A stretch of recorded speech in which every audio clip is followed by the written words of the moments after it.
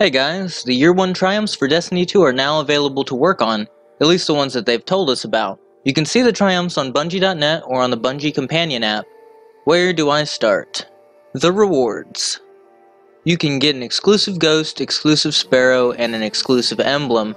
You get one emblem for participating and an upgraded one when you complete all of the challenges. You also unlock the ability to purchase a Moments of Triumph t-shirt. This costs real money from the Bungie store. The event is from July 31st to October 1st, but you can start some of them today.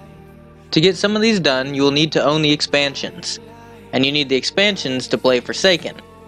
Looking over the checklist here, finish the base campaign, finish the Curse of Osiris campaign, finish the Warmind campaign, collect all 45 latent memories. These are the little orbs that need destroyed hidden around Mars. They react to specific elements. A YouTube guide works well. I use the one from Esoteric. I'll leave the link to that in the description.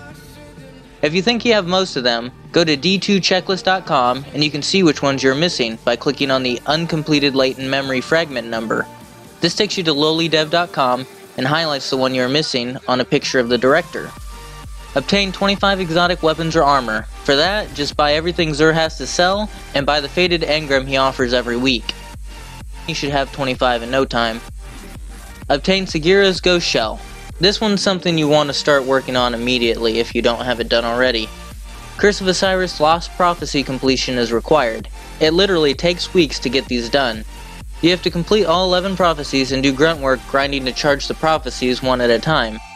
You will not be able to receive at least 60 points if you do not own Curse of Osiris. But that isn't enough to keep you from the Sparrow reward, just enough to keep you from the emblem. Reach Vanguard rank 50. That's 1,000 tokens. That equates to about 200 strikes. You can get Vanguard boons, extra consumable ghosts, and Nightfall emblems with par score to grant extra tokens and strikes. The Activities tab. The first one is hidden, but on the Destiny Triumphs health page it clearly states complete any 25 public events on heroic difficulty during the Solstice of Heroes. This could potentially fall under the Events tab though. Treasure Hunter. That one is probably the one most people don't have complete. This can get confusing, so let me clear this up for you. The progress is tracked on a character basis, not by account. So basically you need all 68 region chests on one character. It automatically shows you the total on the character that has the most discovered. And why is that different across characters? It turns out that region chests are account-wide for all Destiny base game locations. So if you get it on one character, then you have it on all characters. But the problem now is the DLC locations. Mercury and Mars region chests are tracked per character, so you can get each chest on each character. That's why there's a different number of completions, and why if you collect a region chest on one character, it might not progress your tracker. The tracker basically tells you which ones are missing. All you have to do is figure out which character the app is tracking, and finish those. You can see a per character tally on d2checklist.com to help you figure it out. Moving on. Defeat 100 opponents in Crucible. Complete 20 adventures. Just do the orange markers on each destination. These are also tracked to a specific character. And since you can only play Adventure 30 once per account, it's possible that your main may never be able to have all the adventures completed. Complete Tier 7 in Escalation Protocol. Reach Legend in Valor. That's the Quick Play playlist.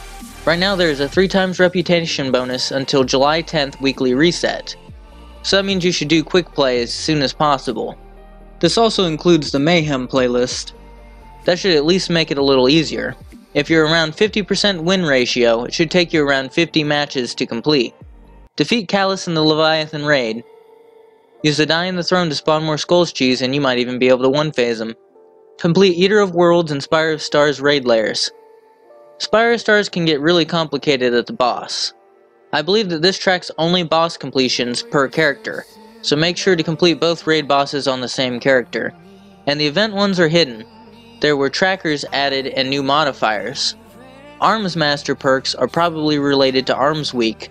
Arms Week is a curated loadout system. It will also be used to get the Prospector, Hardlight, Rat King, and Suros Regime Masterworks from the Nightfall. This can be found by searching Arms Week on Bungie.net. The API changes can be found in a link in the description. The Destiny Checklist definition set includes region chests, sleeper nodes, raid lairs, adventures, lost sectors, latent memories, journals of Cade 6, and ghost lore. Some of those could be related, maybe not. So to wrap up this video, get your PvP done and get it out of the way for that 3 times weekend. Start working on your Lost Prophecies immediately if you haven't done so. Grind out Heroic Strikes if you haven't reached rank 50 yet. And finally, go get those collectibles like region chests and latent memories.